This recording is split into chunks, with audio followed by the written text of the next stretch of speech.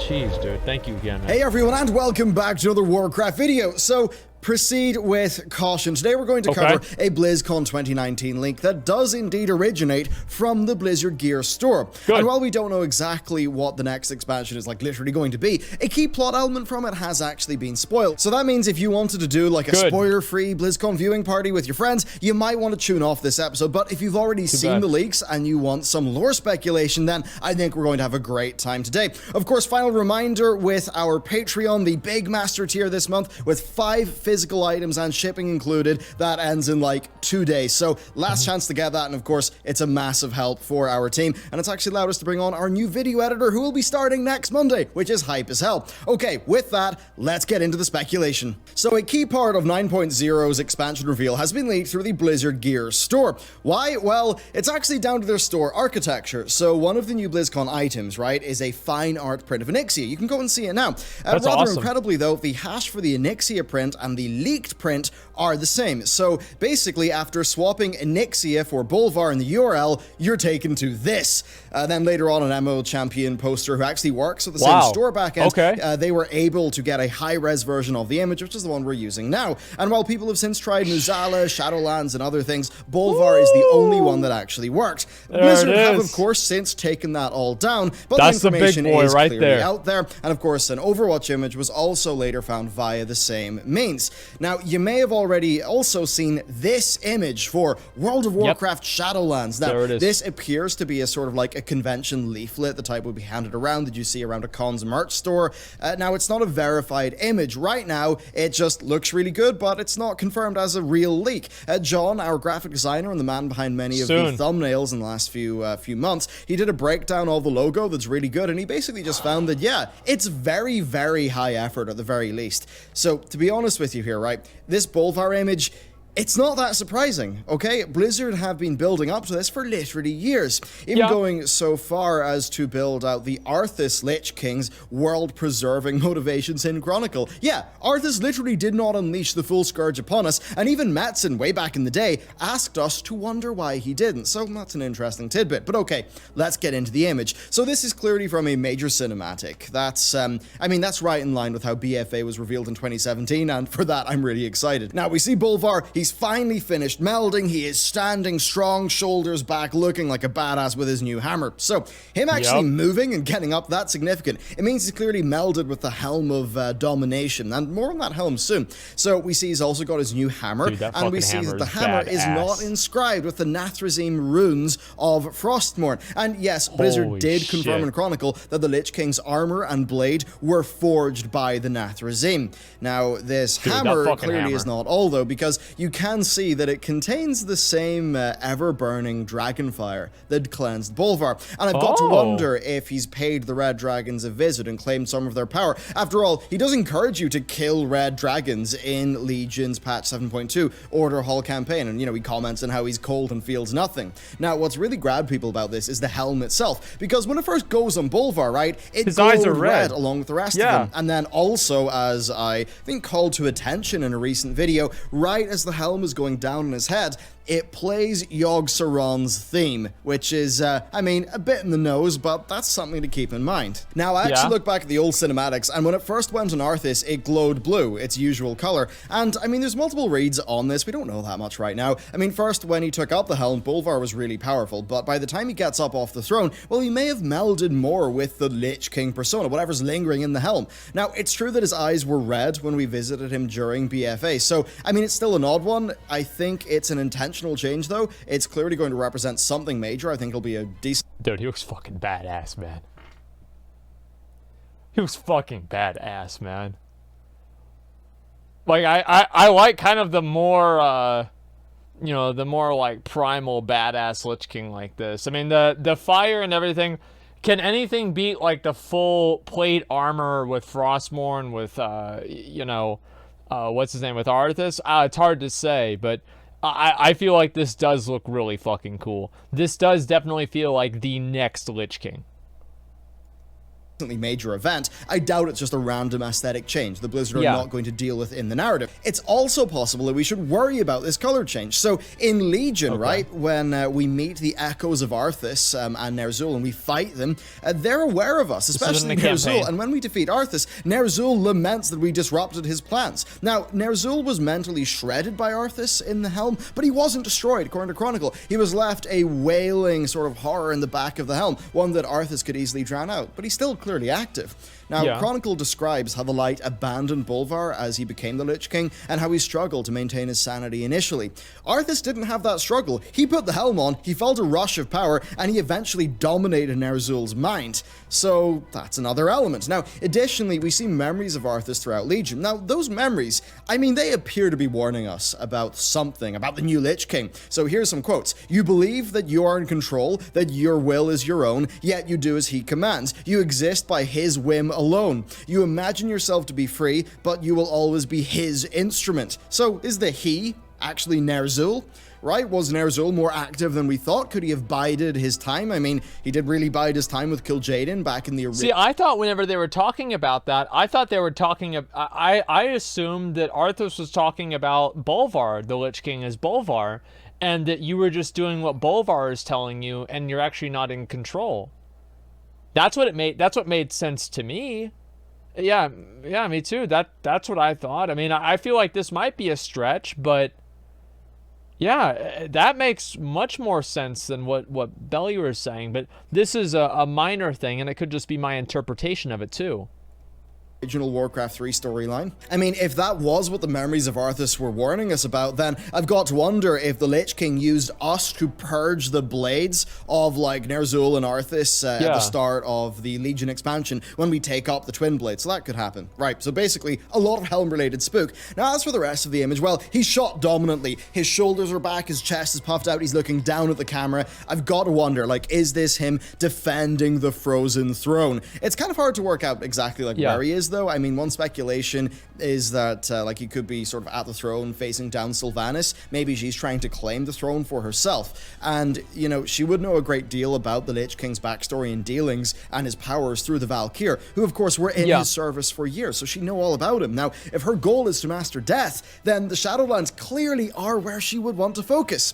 But that's not all, okay? So we also have this leaflet leak. Now, the logo looks really convincing. John did a, analysis, as I said, and it really does look pretty good. I would agree with that. And we see concept art of somewhere called Bastion, which is apparently the new expansion location, and then we hear about the Kyrian, who are a new race. Now, neither of these things are established in the lore, but as I've covered in recent videos on this channel, I mean, the Shadowlands are almost completely unestablished themselves, right? There's no Titan Pantheon member for death. There's no dragon aspect for death. There's no Titan Keeper for death, yet clearly there's so much more there than actually meets the eye. Now, this poster, right, it describes them as the noble Kyrians. Well, here's where I'd say to remember BFA, because Ayer told us that Vol'jin had been touched by the hand of Valor. Valor, noble. This could mean that Vol'jin is connected to the Kyrians. Now, we know that the person who was responsible for messing with his soul in the BFA era is different from the one who suggested that Sylvanas be the war chief, so if that leak is true, then Vol'jin could actually act as our narrative bridge. Now, one thing I will say is that the art of Bastion there is, wow, it's gorgeous. I really like it. If that's indicative of the general aesthetic and color palette, I'm in. I'm absolutely in. It looks really, really great. I mean, there's bits of it that kind of remind me of like a sort of a twist in a Greek underworld, which is kind of cool. And, it's sort of interesting, right? Ian Hazzikostas, of course, right? Like originally the family hails from Greece, and there was a Q&A, right, that he was doing, like a Greek Q&A. Yeah. Not many people saw it, but he was talking about, watched that. Basically a place called Zero, it sounds like Zeros, and there was one of the Shadowlands leaks had a place called Zeros, and that was something that people kind of, drew a bit of a line between. But I love that aesthetic, and if Blizzard do go there, that'd be kind of cool. There's other reads, though. I mean, there's bits of it that almost look like when, a sort of a lighter, a more balanced version of like when Frodo puts the ring on. Just in general, I think it's a gorgeous color palette, and if that's some of what they're going for, I think we'd really be in for a treat. But still, that's the least confirmed thing here, so let's just get back to the narrative. So in Chronicle, right, Blizzard were really clear to give Arthas semi-noble motives as the Lich King. He essentially wanted to do what Sylvanas wants to do, to unite the entire planet in Undeath, and basically said he believed there'd be no more injustice or any of that stuff, and they'd be better able to stand against the existential threats that the planet would face. Now, this desire seems to be intact for Bolvar's Lich King. Now, we know that he's angry at Sylvanas for, like, upsetting the balance between life and death. Then we're also told that Bolvar has actually seen many different visions from the Helm. And in patch 7.2, he told the Death Lord that if they died, that he had plans for Arcturus. And then he also, you know, tried to get, like, Tyrion raised up. So, I mean, he seems like a more neutral, pragmatic character who's thinking bigger picture. I mean, I hope they just don't do a repeat of Rathian's plotline. Then the other element, of course, is, like, Talia, right, who's Bolvar's daughter. Now, I've seen speculation that Kalia Menethil is the mother there, but that's kind of unconfirmed. Still, she's clearly going to play a role here at some point, likely, you know, sort of tempering the coldness DK Quest was as awesome. the new Lich King. And then, of course, there is all the Kalia plotline, which would come in with the Lich King. Of course, I mean, I've got to imagine that Bolvar and Kalia would have at the very least known each other. Of course, Kalia is also the sister of Bolvar's predecessor. There's just so many ties there. Jaina would also be involved, like knowing those characters and dating Arthas, so you could really see how they'd pull all of those elements in. And then just in general, in terms of things that they could explore with this expansion theme, right? I mean, if Vol'jin was touched by the Hand of Valor, there's that Kyrian stuff that could also touch a little bit on the Titans, right? So Blizzard, I mean, they've been trying to make us question the Titans, just, you know, throwing in little hints here and there. Now, I don't know if they did that a whole lot, like questioning the Titans. I think, like, yeah, I mean, the whole thing with Algalon and re-originating the planet. I'm not a big one into thinking the Titans are like bad guys or whatever, but I could see if they want to go in that direction, that's fine with me. I'm not really against it. Yeah, I know Pyromancer really feels that way. I'm aware.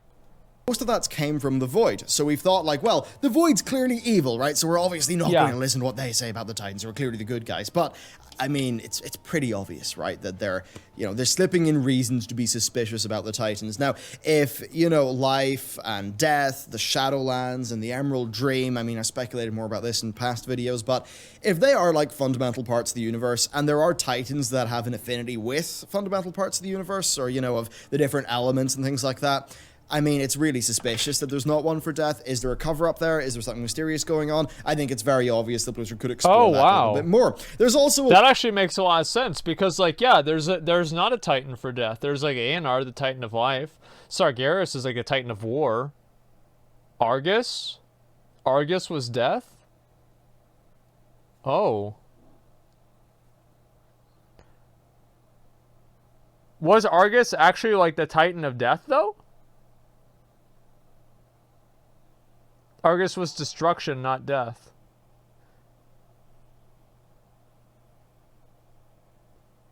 I don't know, man. I don't remember that. I don't remember, like, all the dialogue about that. I don't remember that very well. What if Azeroth is dead? Oh, never know. He even had a scythe? Yeah, so do farmers. I don't think a scythe means that he's an avatar of death, but I can see what you're saying. Elune. I have speculated about there being other sides to Elune since 2017, or was it early 2018? I think it was 2017. It was like very early on Legion anyway, but they could obviously bring so much of that into an expansion themed around this as well. I think what's really clear to me though is, I mean, it is them trying to establish more stuff, right? They have no RPG source material left, basically, and they just want to sow as many seeds as they can for future expansions.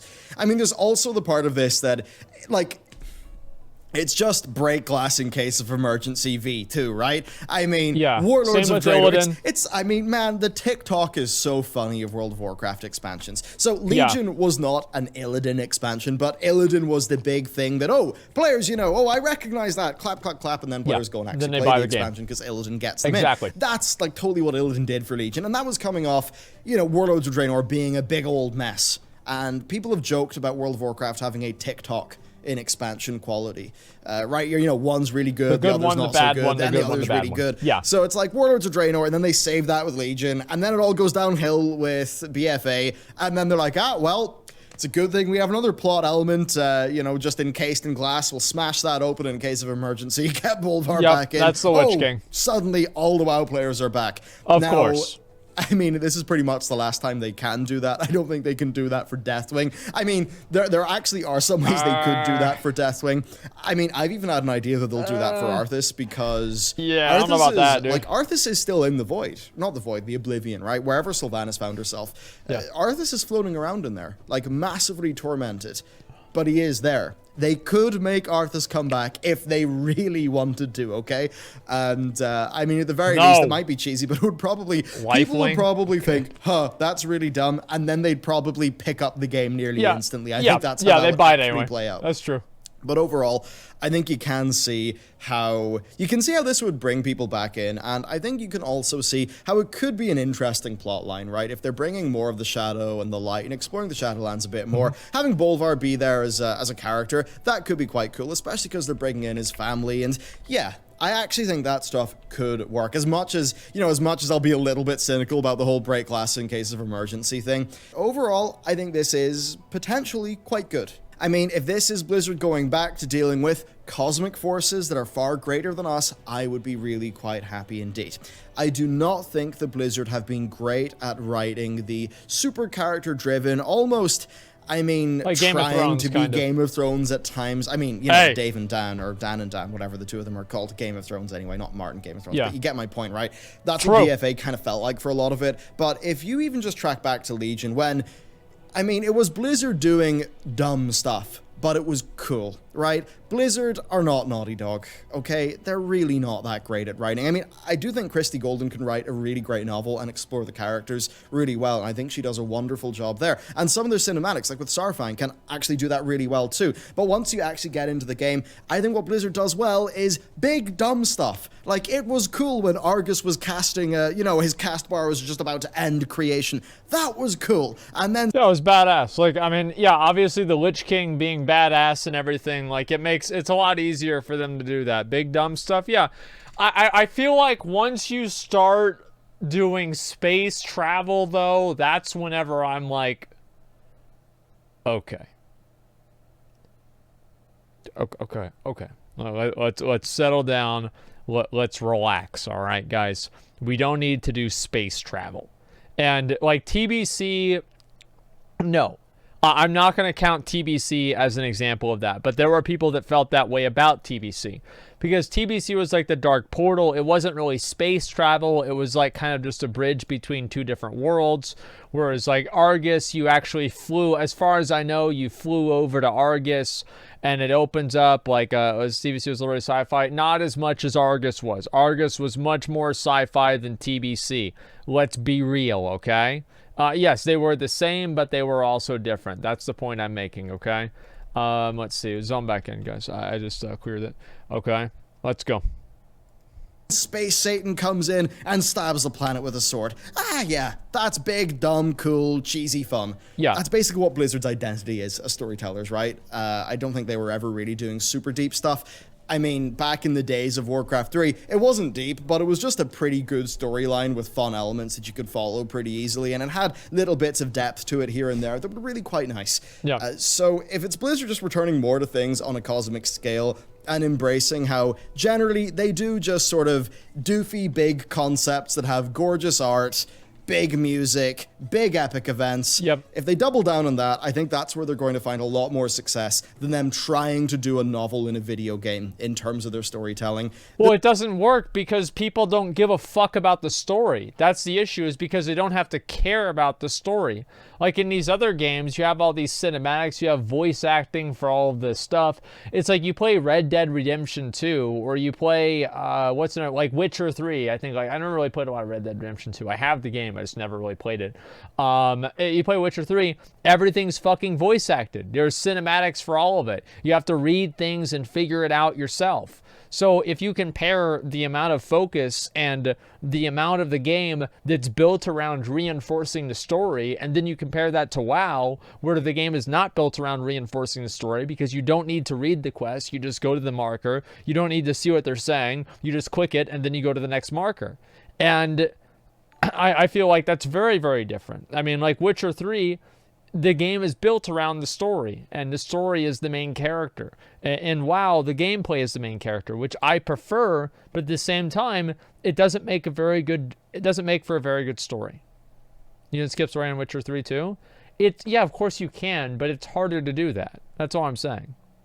There's other people who can do that a bit better, like Naughty Dog, but, you know, that's just not really Blizzard's strength. And I also think that in terms of MMORPG storytelling, if the story's more focused on things that are so much bigger than the player, right, that are, you know, cosmic forces, that really are world building, right? The story is just the world building of Azeroth changing. I think that is a better place for an MMO to be, because it's all about the context, like basically the context of the world that people are adventuring in. And if we do see a return to storylines that are a bit more like that, which was, I think, whenever Legion was being a bit better, then I think it overall would be a good thing. So basically, that's my piece in this situation. Overall, I have a positive sentiment towards this, a very positive sentiment, because you know what, as much as, you know, I might love playing, playing a single player narrative text adventure, and I mean, that's what we're actually building ourselves here.